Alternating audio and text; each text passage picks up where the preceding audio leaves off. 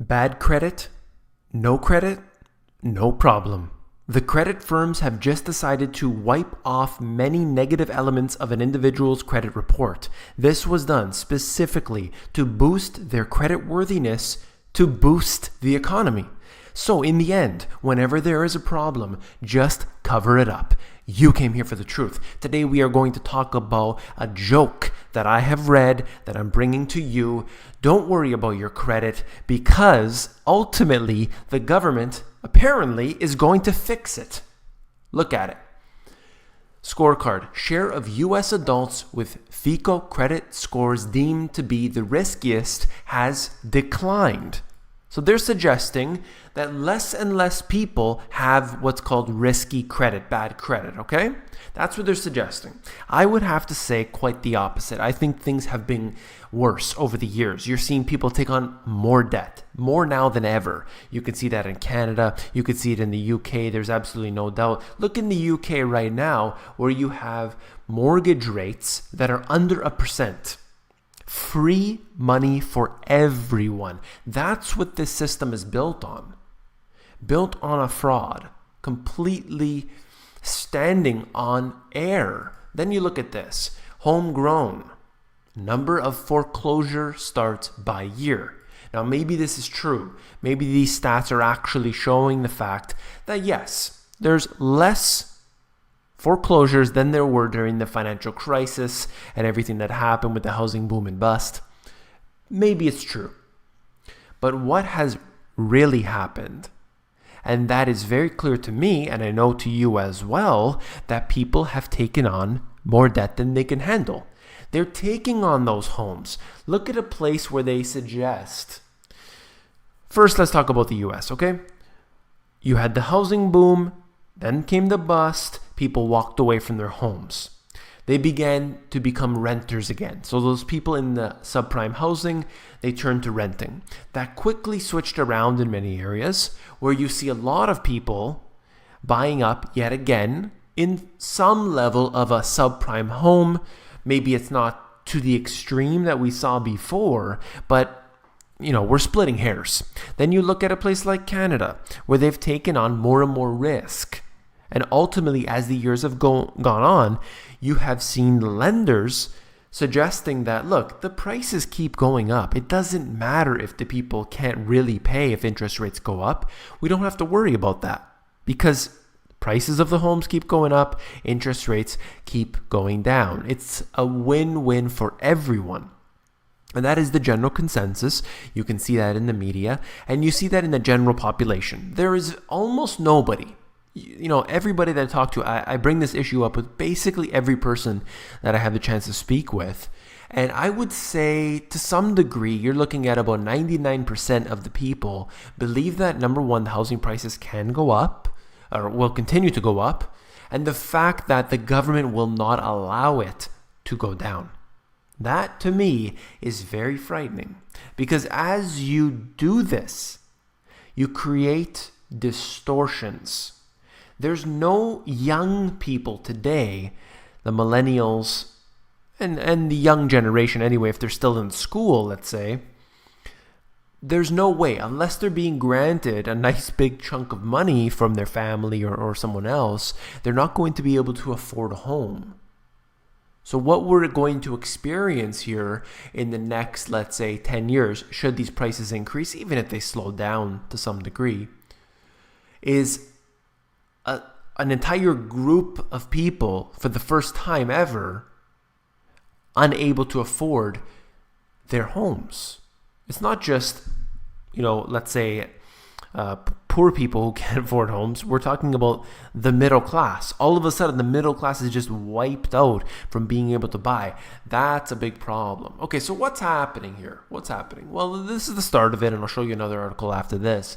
Credit scores hit a record high as recession wounds heal. I don't know if you knew this, but, let's look at the Wall Street Journal. The recession's over, everything's booming, and everything is just great. I didn't know that. I thought it was actually quite the opposite, that things are actually worse. This is the financial crisis part 2. No. They said it And they are obviously right. Credit scores for U.S. consumers reach a record high this spring, while the share of Americans deemed to be some of the riskiest borrowers hit a record low, a potential boon for lending and economic activity. They're saying it. That's not me, though. Now, what happened? I mean, what changed? Has the economy been doing well? I mean, I must have missed a piece or two of information. Well, let's just see the truth. That's what you're here for, right? Credit reports to exclude certain negative data. And this is the lowdown. This is how it works. First, I'll get into it, then we'll mention a few points here. Many tax liens and civil judgments soon will be taken off of people's credit reports. The latest move to omit negative information from the powerful financial scorecards. So the decision was by the 3 major credit reporting firms. Could help boost the credit scores for millions of consumers. But the point that I'd like to make here is this could pose a risk for lenders. Well, obviously, the report here goes on. If you're interested, of course, you can always take a look at it. The links are in the description.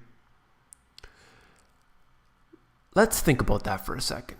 Think about what these credit reports, credit rating agencies, no different than what happens with rating of financial assets. It's the same thing. Think about it for a moment. As we see, when you take subprime mortgages, you take all the CDOs, CDSs, ABSs, I mean, anything, all these silly acronyms that they create. Look at the CDOs. Collateralized debt obligations. What does that mean? I talk about it in my first book in detail. Basically, what we're talking about is all of the worst debt, the garbage, the crap, if you will. Take it all, stick it all together into one instrument of debt, and they sell it off to people. Now, that to me would be considered to be the riskiest of the risk, okay? Because it's all the worst of the worst. But to the financial rating agencies, they suggest that this is diversified because it's mortgages, credit cards, car loans, all together, and then it's from all over the place. So it's geographically diversified to some degree. So to them, it's a diversified financial asset. Therefore, we'll rate it a AAA. That's when you know that these are criminal agencies working against the people. And what I would say to this is that to some individuals, they might say to themselves, look, I'm happy my credit rating is increased now. And surely, wouldn't you be happy that your credit rating is increased? I'm sure everyone, for no good reason in this case, that their credit rating was improved. If you want to buy something, you want to have the good credit. There's no doubt. But what I would suggest to everyone is that if they're removing things like tax liens, it's not necessarily a good thing because they're in there for a reason. And this is just one small example, okay? Just don't take it for just this. All I'm suggesting is that if you give people the incentive to buy, they will take that incentive. If you start to give people tax rebates, if you start allowing it easier to buy a home rather than rent. I mean, if the prices are skyrocketing rents, people look at the prices of homes to buy and they realize, look, I can get a 1% mortgage. Why am I going to rent? The prices of the homes keep going up. Interest rates keep declining. I'm better off just getting into the homes now and continue the boom. Who cares? I don't care about, the risks. To me, there's no risk. That's the way people are seeing it. I think this is dangerous, and I think people are going to run into a very big problem. And we're already technically there. It just hasn't shown its true face for most people. I'm willing to see it. I know many people on this channel who are truly intelligent people who are willing to just say, look, stuff is effed up right now, and I don't want any part of it. I'm going to back away. I'm going to take things that are safe right now. I'm going to take it easy. I'm going to just pay attention, regain a little footing here. I want to gain some knowledge at this time. You know what I'm getting at that. And I really appreciate all the people who are taking the time to read up on the information. If you want to do something, you need to be prepared. You need to be assured. You can't just say, I'm right. That's not the way this works. We need to know that every day, the more that we look into information, the more we realize, I need to learn more. That's what I see anyway. Then look at this, switching gears. One of the biggest topics I talk about in almost every single video is this, and that is robotics and automation displacing jobs. About half of all U.S. retail jobs could vanish due to computerization, analysis finds. This is something that I've constantly bring up. I mean, it's practically the same title every time. And there's a lot of good points that people make on the other side of this. Look, I have a washing machine. I have a dishwasher. I have a car instead of a horse and buggy. I have, let's just stop there. You know what I'm getting at. There's always advancements in technology which then replace other jobs. Totally understandable. But in the past, jobs were replaced at a slow rate. Look, rail was the number one thing, and then all of a sudden, did you have the Model T Ford comes out and replaces all that rail? No, it happened slowly over years and years.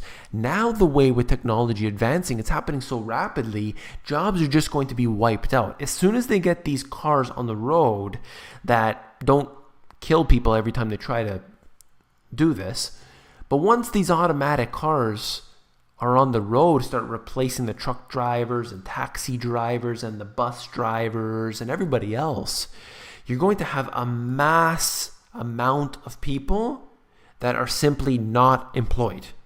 That's what I worry about. It's the speed at which the technology is coming onto the market. Do you see what I'm saying with that? Let me know. And then right here, Alphabet Inc.'s self-driving car unit Waymo is working on developing self-driving trucks, the company said. This is going into what Tesla's getting into, and a whole bunch of other companies, in fact, are working on this self-driving technology. You've seen Uber. I don't know if you have seen it in your city, but I have seen it in Toronto, where they are driving around sort of mapping the roads, and now they're working on all of these automated vehicles. I don't know. I like the fact that technology is advancing, but some of them, I don't know if they're really prime time yet, and they're really pushing hard for this to become mainstream before it's ready. I think it should be kept in the laboratory a lot longer. So that's it for this video. If you found it informative, please give me a thumbs up. Remember that you're supporting me with your thumbs up. There's so many good people out there who support me, and I truly appreciate that very much. If you don't have, the desire to read my books or get into anything else, I know so many people out there, and just a thumbs up is something that I appreciate very much. There's a lot of YouTubers out there who, I'll never judge anybody, but I can't help but feel a little bit of disingenuous behavior on a lot of them. I try to be as straightforward as possible. My delivery isn't perfect. My speech isn't perfect. I know that I set out to do a video and I have, let's say, 10 different points that I want to make, and I probably get to 2 of them and I miss half of the things. I'm just doing what I believe that I can. I try to really get the information out to you. I hope you appreciate that. I have subscribers out there who They donate to me through all different means, and I'm so appreciative of that. All the comments, all the emails that I get. Thank you. Thank you all. If you found this video informative, I know you'll find my books, The Money GPS, and my new release, Global Economic Collapse, even more informative. If you want to look through the books, Amazon has a look inside feature, so you can actually flip through the books. If you want the audiobook for Global Economic Collapse, you can go over to themoneygps.com. On there, you will see the store link, and you can get on there. Stay tuned for all of the t-shirts that I'm going to be making. There has been such a good response from everybody from the t-shirts. I have so many ideas.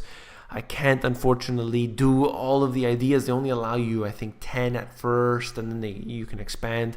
But anyway, look forward to that. I would just want the t-shirts for myself, to be honest, and I think it'll be cool if other people out there can get them too.